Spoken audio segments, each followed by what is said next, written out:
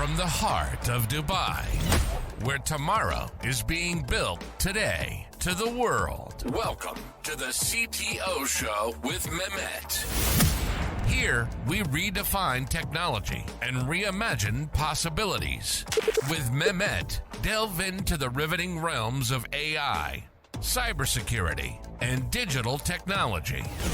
Experience the thrilling highs and lows of startups. Immerse yourself in the spirit of entrepreneurship and witness the future of business innovation being written in real time. Now, without further ado, let's tune in and explore the future.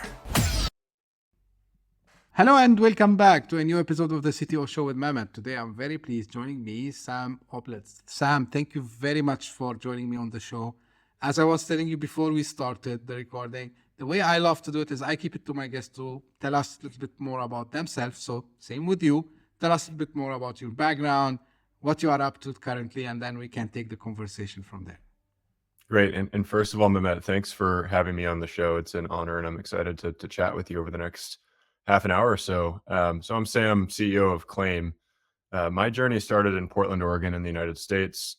Grew up here. I started tinkering at a young age, started two really small, and I'll emphasize that, small businesses when I was 10 and 11 years old. The first one was a computer integration company where I built gaming rigs and then sold them on Craigslist. And the second was a freelance web design company where I'd go out and market, I'll redo your WordPress site, or I'll, build a CMS for you. And no one on the other side knew that it was a 11-year-old. And that was kind of fun and that was empowering. Also, when you're 11, you don't usually have living expenses. So that allowed me to kind of use income from those revenue streams and kind of build and tinker and kind of, create over the next few years. After I left home, I went to the East Coast, went to undergrad, and then I moved to New York City. I worked in investment banking at Goldman in New York for a number of years, and then moved into the investing side, investing Goldman's balance sheet. That was a really inspiring experience because I got to meet some incredible founders from a venture capital perspective, and that inspired me to go become a founder one day. That led me back to graduate school where I reunited with my closest friend, Tap, who became my co-founder, and we've been building Claim ever since for the past 3 years. So it's been quite the journey, and to do it with kind of your best friend is a special level of trust and fun and celebrating the highs and the lows. Absolutely. And thank you again, Sam, for being on the show today. So, I just want to ask you this because some of my guests, they mentioned also they started very early. Like I had one guest actually who they started, in starting a company, but they started kind of an entrepreneurship journey like very early, like at 7 years and 8 years. So does that give you I would say competitive advantage, if we can use the term, and in the sense that you learn a lot about the challenge early. So when you actually, for example, when you start Claim, you had something that you faced before, or maybe you've learned about before, that helped you to overcome the challenges that usually startup faces, like especially in the early days. So that's something that helped you, Sam? So to kind of date myself here, we're talking 2001, 2002-ish when I worked on this stuff. And so from a technical perspective, or, a tech stack, or, anything of the like, nothing really translated there. But what did translate is appreciating kind of the joys of building something. And that probably is the greatest competitive advantage, Mehmet, because, entrepreneurship is a difficult journey. It's a singular journey. And often can be a lonely journey. And so at least to have like the twinkle or the, the glimmer of kind of what it feels like to build something definitely carries through now, even if it's subconscious. That's absolutely, something which also like I've learned myself, because I can claim also that maybe I didn't start a company or a business in the sense of a business, but very early in my childhood, I would say, like I was going with my father to his shop, and I was trying to learn how trade happens. And of course, these things comes back to you, when you grow up. Now, one thing that always I ask founders, and maybe it sounds like kind of a traditional question, So talking about your current startup Claim. So what I like to understand, Sam, is how did you spot, that there's a problem that need to be solved? And I'm sure like there's a moment you said, okay, you and your co-founder, Tap, there's now a need that we need to start building this now. So tell me a little bit more about the background, why you decided to build the company, and what kind of problem you still, of course, aiming to solve with it. Yeah. So, first of all, from going back to kind of our previous point, the motivation to us is so important. And when Tap and I talked about the type of company and kind of the audacity or ambition that we wanted to run after, we wanted to build something big and we wanted to build something at consumer scale. And so the kind of mantra that we repeated in at least my mind was, build something big, design something beautiful. And so what we started thinking about when we were in our dorm room in grad school was really understanding the experience of marketers today and understanding the experience of consumers today. And I think the beautiful thing about Claim is that all of us can relate to what Claim is trying to accomplish on the consumer side. And so I'll kind of share three insights that to us culminated in the early idea for Claim. The first insight is that as consumers, our consumer attention is being pulled in a million different directions right now. And it's being diluted by the current social media platforms. So if you think about, scrolling on Facebook or Instagram or TikTok, these days we're interrupted by either influencers trying to sell us products or sponsored posts. And the job to be done on Instagram isn't necessarily for us to go buy things, but that's certainly the job to be done for the platform. And so there's a fundamental mismatch there. And I think that resulted in a lot of us saying, we're done with social media. And, as an example, I quit Facebook in 2013. I never got on Instagram because of being kind of dissatisfied with the current system. The second aspect that Tap and I noticed, again, mostly among our peers, was that our transactions or our kind of interactions with one another feel impersonal. And what I mean by that is, am I liking your post on social media? Am I sending you a Venmo or a Zelle? Basically, our digital interactions have reduced the vivacity of our personal interactions. And we think that there's something about, the human connection that needs to be restored. So that's kind of this consumer theme that we're playing at. The last part, which really kind of completed the puzzle for us, was talking to the faculty at Harvard, and particularly the marketing faculty, and interviewing, dozens and dozens of marketers, and understanding that we're at a unique time where marketing is more difficult than ever. We've seen the cost to acquire a customer, kind of the CPA, triple in the past 8 years across the board.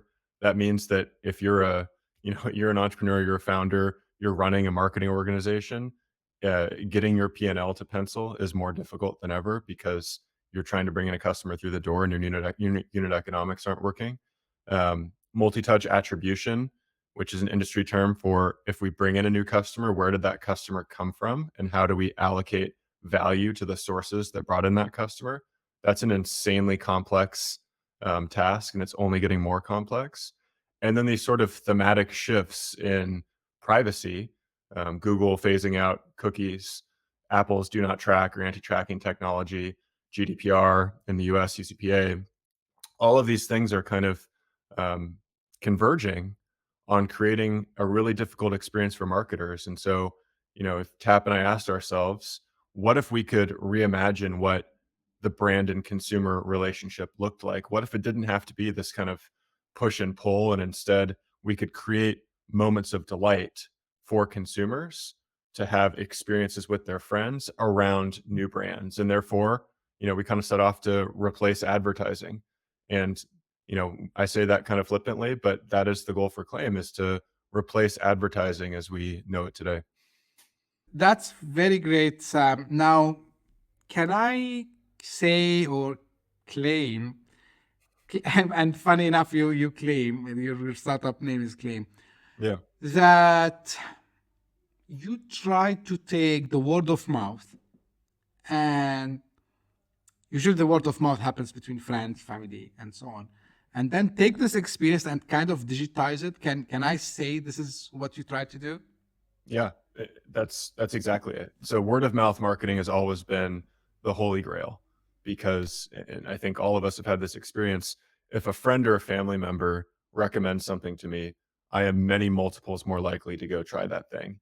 And so there have been various ways to try to productize word of mouth in the past. Most of them come off pretty inauthentic, but on Claim, what we're doing, the value that we're delivering to consumers is that you save money when you discover new brands with friends. And for brands, we allow you to acquire and engage the next generation risk-free. And by next generation, Claim is all about Gen Z, which in the United States, you know, I think the beginning and end are a little bit blurry, but we focus on the college age demographic, which is where culture is defined in a lot of ways. And that's why it's so interesting for marketers, but it's also so important for us to capture what that demographic looks for, and in particular, what they're recommending to each other from a word of mouth standpoint. Now, I understand like you focus on the consumer space and the Gen Z, of course. But have you thought, or do you think that this is something that can be applicable to other generations? And because if you think about it, actually, Sam, it's like someone like me, I think they call us the baby boomers. So do you think that, because at that time, think, okay, so I was, I was growing up when the internet just came, like I was just like probably 17 or 18 years at that time. Same thing with the social media.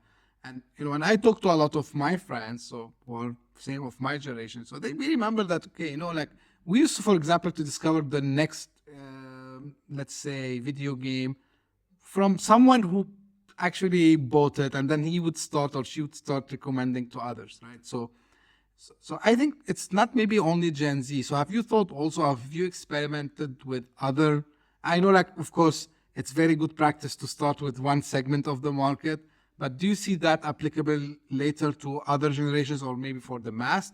This is one, and I know it's like it's tough question, but take your time answering it. The second part of the question is, I always ask why we can't have the same for business to business. Mm-hmm. Like, okay, consumer, it's very straightforward, it's very logical. Can it be applied to even B2B, in your opinion? So question one is a good one, and you're also spot on with our intent with starting with a single demographic. The reason that we started with Gen Z is because it's a lot easier to understand what kind of college age students are doing and then move up market to millennials, Gen X, et cetera, than it is to start with older folks and move down market. At least that is our hypothesis. But to your question, we see Claim as, if not universally, then broadly applicable to every consumer in a way, because we believe every consumer should have great experiences with their friends, should be able to discover new things, and should want to trust kind of the recommendation of their friends. And, there are various examples that we point to in the industry, Honey being one of them. So Honey is a browser extension that was acquired for about $4 billion by PayPal several years ago. And Honey would just sit in your browser, and when you checked out in an e-commerce flow, it would automatically append coupons to your cart, and therefore save you money and create kind of a little moment of delight, or a little confetti moment. And so we use that as kind of table stakes for what we're trying to do with Claim, where if you imagine that Claim is an app where it saves you money, but it also creates multiplayer or real world experiences with your friends, then we can create something exceptionally powerful that is still applicable from, the time you first get your first debit card or credit card, all the way through, your golden years. So that's my answer to kind of where we're going to go with Claim. It's just a question of timing and when we expand into these other demographics. On the B2B question, my understanding is the extent of what exists today is something like a G2 or a Trustpilot, where there are kind of trusted sites that verified purchasers can leave lengthy B2B reviews on.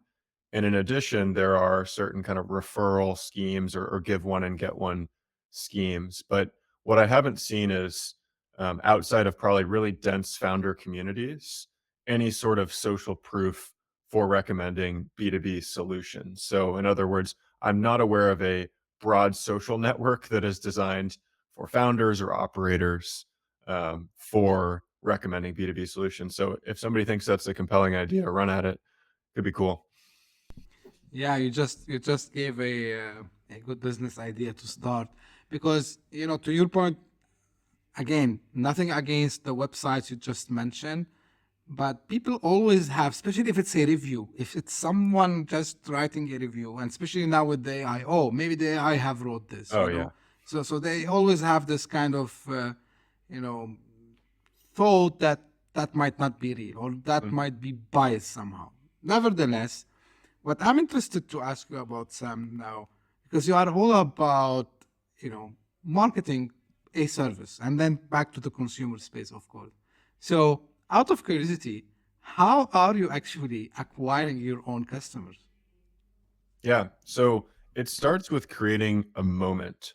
And in the US, we've had, a ton of these moments over time. It used to be watching Friends on Thursday nights and talking about it on Friday. Obviously, there are big macro moments like the Super Bowl or any Taylor Swift related news.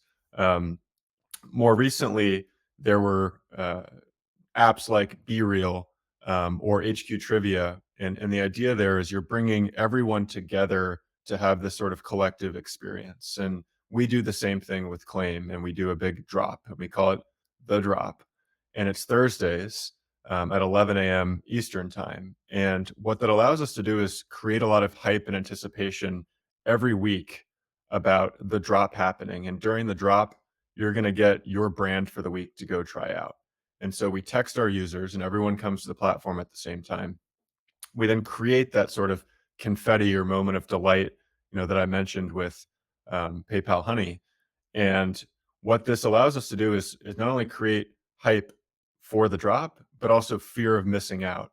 And so when we're launching, if you're not on Claim, you're hearing all of your friends talk about the drop happening. And that is our own kind of word of mouth, organic marketing for Claim. And very tactically, what we do to launch is we start in certain geographies and geofence it. And so we started on Harvard's campus first. Within about a month, we had half of Harvard's campus on Claim. And then now I think we're at 70 to 80% of Harvard's campus is on Claim.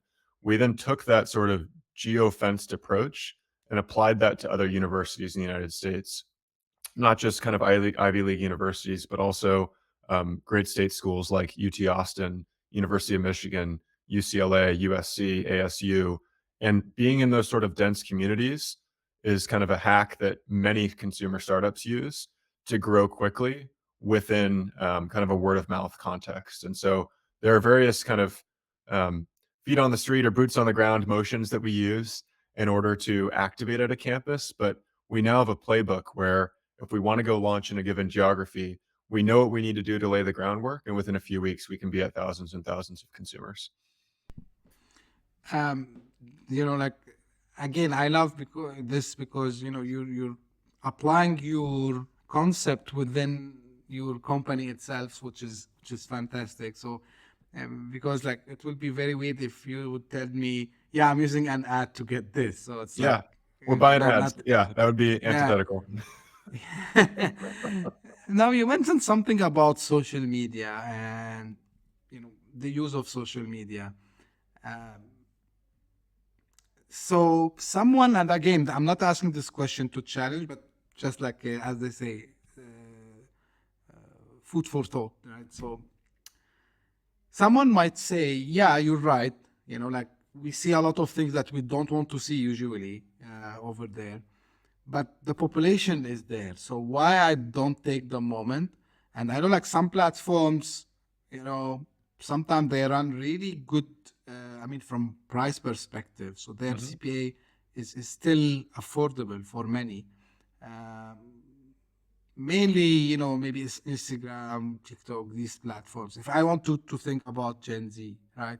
And I've seen even, some people who talks a lot about another platform where you can give ads, which is X or Twitter formerly. So how do you see this? Like, do you think that this kind of conception that, okay, I need to follow the mass if I want to grow, because, the more people are on a platform, of course, I will not be able to bring all of them to my service or product, but, like it's a large ocean. So like, just if I put my net, I'm gonna get some fishes. Like, do you think this is really something still logical today to do? Or you believe, and you told me you don't have account anymore on some of these platforms. Do you see it like, no, like this gonna go nowhere from this point forward? It's a great question. I think the self-aware and sophisticated marketers realize that the numbers aren't lying on these platforms. So I do agree you can probably find, especially if you're a brand growing incredibly quickly, a lot of value in, Instagram, Facebook, et cetera. And it certainly is a scale play. And it's a reliable play. And so if I'm a marketer allocating a $10 million budget, I know I can, put $10 million in, and some, slight multiple of that will come out. And in marketing, what we are looking at in the data is seeing that the return on ad spend, which is essentially the return on investment on Instagram, which is measured as essentially revenue that comes from each dollar of marketing spent, that has converged to about 2. And a 2x return on ad spend is difficult because that doesn't bake in anything about your own cost structure. That is purely top line. And when Instagram was 5-10 years ago, marketers were frequently getting 3 to 4x return on ad spend.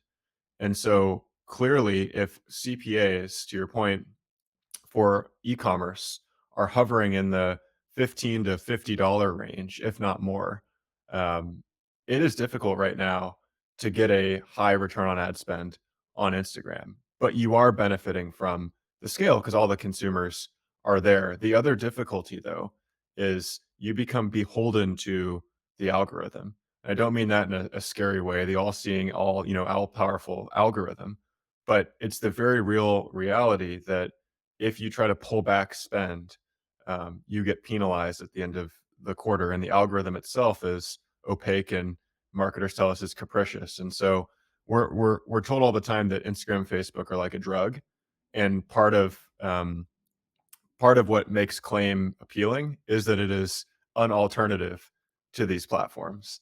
And so whereas we can't compete with the billions of people that are on Instagram yet, what we can offer with Claim is a very differentiated and captive audience in Gen Z. And more than anything, and this is maybe the most crucial learning for me, we have gotten people on Claim excited about seeing an ad every week. That's what the drop is we're showing you a brand that we think you'll like. And contrast that feeling of excitement and anticipation with, oh no, like another sponsored post, probably for like something I already bought. That's just a very different experience. So there are pros and cons, but the marketers that you see talking at conferences, the people that are trying to be industry leaders, they're always willing to try new things and try to capture the arbitrage before the rest of the market, wades in and causes what's happening on Instagram, which is a 2x return on ad spend. Absolutely. It's I love, and ask this question because I'd love to see the perspective from your side, because I'm sure also when you prepared, kind of your business strategy, you've looked at the competition and you noticed all the pitfalls that they have. So it's great to hear this from you. Now, I know like you have, you've done something which not everyone can do, which is securing funding from major players like Sequoia Capital, which is absolutely not a small feat, right? So I'm interested to know, about, how was the funding journey looks like, and did, your previous experience working in the investment side help you also in this? And I ask these types of questions to give some hints to fellow founders on their journey when they decide to raise funds. Yeah. So we can talk for a long time about this, Mehmet, but I'll keep my thoughts brief. The first question I think any founder should ask is, what type of funding is right for my business? And there's this gravitation towards venture, but venture has certainly pros and cons. And the next question the founder should ask is, when is it right to seek outside capital? And there's a trade-off, because the more you can de-risk the business, the better valuation you can command, the less dilution that you'll therefore take. And if you can add capital at the right time and put that capital to work, that's only going to benefit kind of your growth trajectory. For us, we were fortunate to raise a pre-seed institutionally back at the end of 21, early 22, from two great investors. One, Sousa Ventures out of the Bay Area, and two, Box Group out of New York City. Both our partners there who we work with, Chad Byers and Greg Rosen, respectively, have been absolutely lights out, just fantastic individuals. And so the kind of second learning from my journey is it's so important to find mission aligned, values aligned people that you're willing to build with for a decade, because when you're trying to build a venture scale business, you're not designing for a quick win. You're not designing for a 10 million, a 50 million, or $100 million exit, because that's not what you're essentially signing up for. You're signing up for a $1 billion+ exit, and that usually takes, based on U.S. equity markets or M&A or otherwise, a long time. And so we were fortunate to start with great investors, and we've since layered on some incredible folks, including Sequoia as well. We also had the benefit and curse of raising at different times in the fundraising cycles. We raised when capital was flush in the market. We also raised when capital was more constrained in the market. And the stories that you tell, what you emphasize, and kind of where you focus as a founder during those fundraisers is very different. And lastly, to answer your question directly, I did benefit from kind of seeing in small ways the investor's perspective on what a fundraise looks like, what you're solving for as an investor. And there's kind of the school of thought as an investor that you're buying a piece of a company. And so as a founder, then if you can orient your mindset around, I'm selling a piece of my company, this is why this should be interesting for an investor to add to their portfolio as an owner of my company. It's kind of the Warren Buffett, Charlie Munger mindset of they are owning a piece of your company. You are partnering together. And the more that you can kind of frame it that way, that's where we had success. Great insight, Sam, again. And so did you see, also they get interested because you are, for example, talking to a new segment, which is the Gen Z, right? So this is a kind of an untapped market, or do you think it is just the idea of like you have large population that you can target? Like, is it like the market size that attracted the investors more, or is it actually your focus, or let's say your ideal customer profile that attracted them? Of course, I'm sure like when you went there and you raised the round, you must have some tractions, you did some market research and so on. But I'm interested to know like what was, I would say, in your opinion, the thing that they said, okay, this is a green light for us, we should go ahead and do it. It probably varies on each stage of funding, right? So at the pre-seed stage, it's about the team and the idea, and the product is maybe not even in existence, right? At the seed stage, it's team, product, traction, et cetera, et cetera. What we never had to contend with, fortunately, is questions over total addressable market, because we're going after essentially every consumer who has a credit or debit card. And so as opposed to, other startup ideas, we didn't have to have a TAM slide to talk about why this could be a big thing, which was great. But because we're kind of fishing in that larger pond, it meant that we had to be more precise about why this was the right opportunity.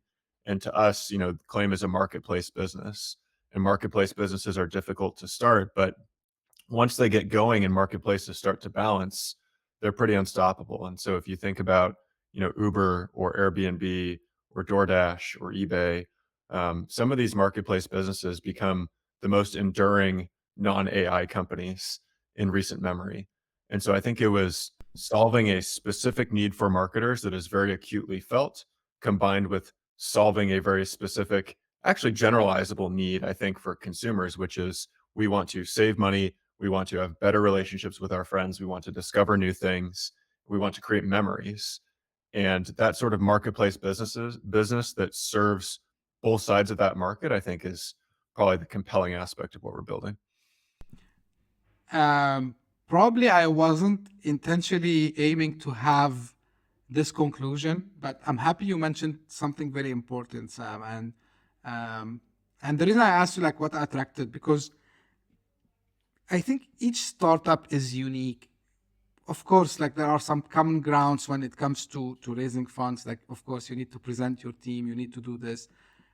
The message I was trying to convey, and you helped me a lot in this, is, founders, they should consider themselves unique, not only from what makes them different from the others. I mean, even the way they go and talk to the investors, because you see now people say, hey, you should do 1, 2, 3. This is how your pitch should look like. These are the slides. It's not that I'm saying this is wrong, but I always tell, founders like, okay, like these are samples for you or something that get you inspired to build your own thing, and you don't have necessarily to follow like 100%, all this, because sometimes you don't need some part of it. So I'm really happy you mentioned that. And the second thing you mentioned, which also like made me smile, when you said non-AI. And again, this shows that it's not always good to, just jump on the bandwagon, because yeah, you can still have very good, healthy business, a very good startup idea, and you don't have to put jargons and, hype words and, all these things to show yourself successful. So I'm happy you mentioned also this. Now, coming back to Claim, like, do you see it growing on a global level also as well? Do you have plans for scaling in the future? Like, tell me a little bit more about how you see Claim in, like, I would say, like in 3-4 years down the road from now. Yeah, and I just wanted to key in on one point you said. And again, N of one fundraising journey here, but at a large venture capital firm, partners are evaluating or being exposed to thousands of deals. They're probably taking hundreds of meetings a year and making a handful of investments. And chances are they have probably seen something close to or adjacent to the business that you're trying to build. And so when you can be more authentic about what motivates you, why you're different, obviously there's a line that you need to be careful of around humility and self-awareness, but the more that you can bring that sort of authenticity to the conversation will be memorable in their mind as they're trying to pattern match across, every other deal that they've evaluated in the space that you're operating. So I did want to emphasize that I agree with you there. So your question on where does Claim go from here?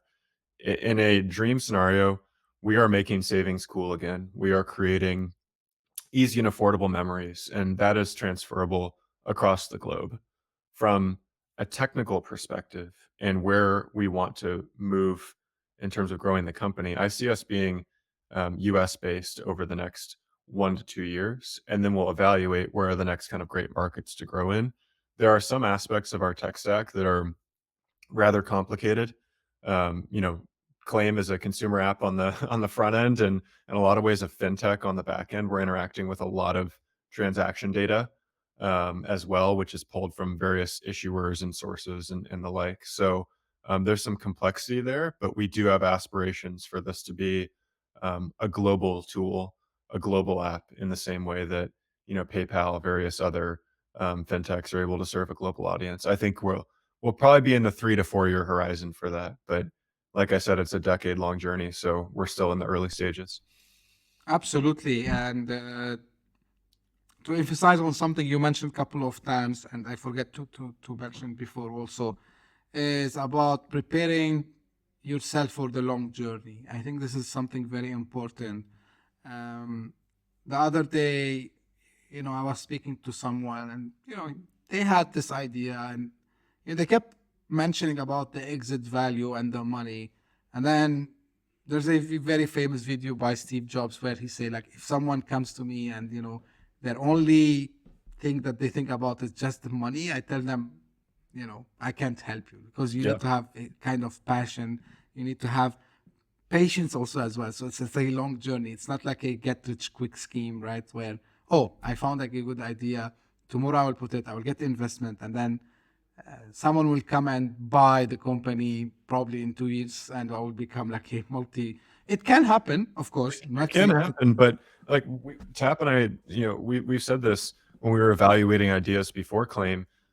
Oftentimes, the most excited you'll be about something is at the beginning, when you're naive to all the challenges with building whatever you're excited about. And obviously, in the journey, we've had highs already that surpassed our excitement at the beginning. But for the most part, if you're not excited at the beginning and you're not all consumed by it at the beginning, it might not be worth your time, because things get difficult when you're trying to start something. Yeah, and I've seen people also who got frustrated because they were not. They thought that they are excited, but they were not. They were just I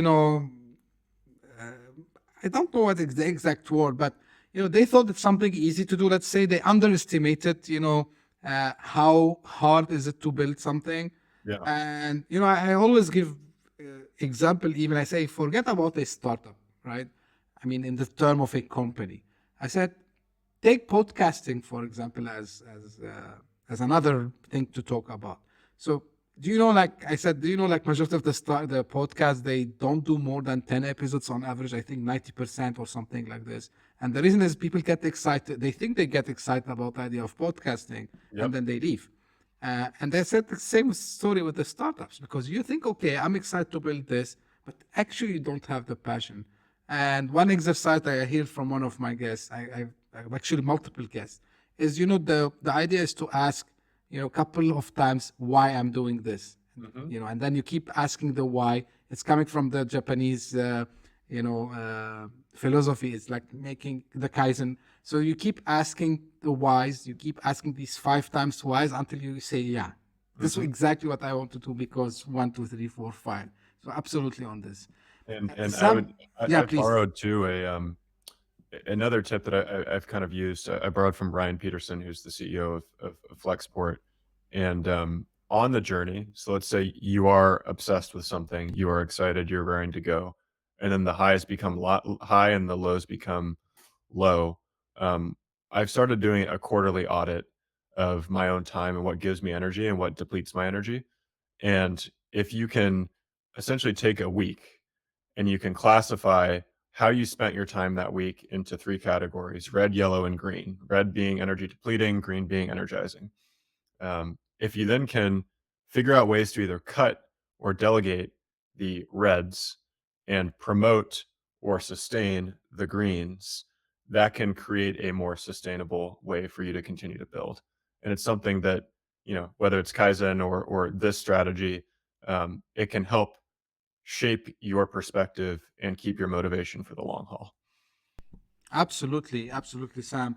Now, as we almost came to an end, and this is again maybe a traditional question, but final words of wisdom for fellow entrepreneurs, because you have this skin in the game, as they say. You started early, as we discussed before. So, kind of, what maybe not generic advice, but because especially let's focus on people who want to build for the Gen Z, because you are in this space now. So, what advice you can give them, and maybe in general as well, and where people can find more about you and about Claim? Yeah. So two quick generalized pieces of advices, then we can talk Gen Z. Number one is surround yourself with people that are smarter than you. I'm fortunate in our team that I have that, because you need people to help see around corners, whether it's investors, advisors, teammates, subordinates, etc. It's really important. And the second piece of advice is to try to zoom out and have a little bit of perspective. At a time where it feels like everything is blowing up, it is comforting, and my wife helps me with this, to realize that we have the opportunity to build something big, and we are surrounded by smart people. We do have great capital partners. We are running after a massive problem, and so lows hopefully are just blips towards building an enduring company. From a Gen Z perspective, if you're trying to go reach Gen Z, you just got to talk to them. It's so funny to go to conferences and see, people in their 30s or 40s or even up to older, scratching their heads and saying, either how do we reach Gen Z, or worse, this is how to reach Gen Z. And, in the same way that social proof and word of mouth is core to everything we do, you really have to deeply and authentically understand the folks you're trying to serve. And so that for us means there's a lot of Gen Z folks on our team, and it means that we're talking to students, our customers, every single day directly. And you just got to do that, and realize that it's a blind spot if you're not part of the demographic that you're trying to serve.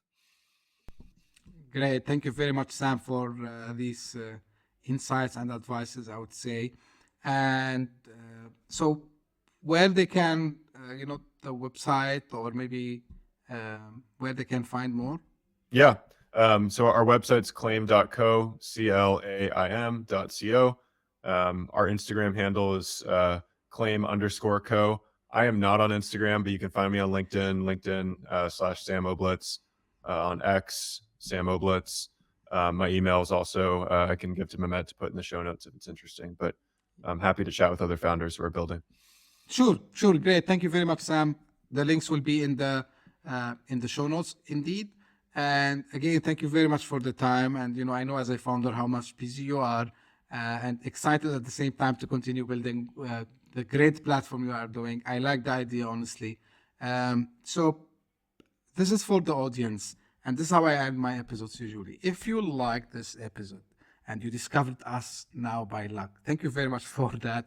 Please do me a favor, if you can, subscribe and share this with friends and colleagues, because the aim of this podcast is to help founders on one side, also to educate anyone who's interested about tech, startups, entrepreneurship, because as you can see, we cover a lot from entrepreneurship perspective, tech perspective, and marketing, sales, and all the other stuff that is really pitching to investors also as well.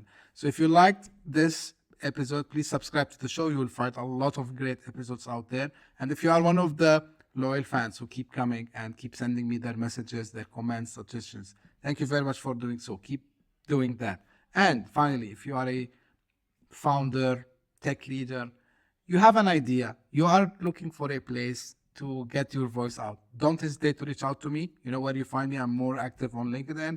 Reach out, let's discuss, and we can find a time to do it. Thank you very much for tuning in, and we'll meet again very soon. Thank you. Bye-bye.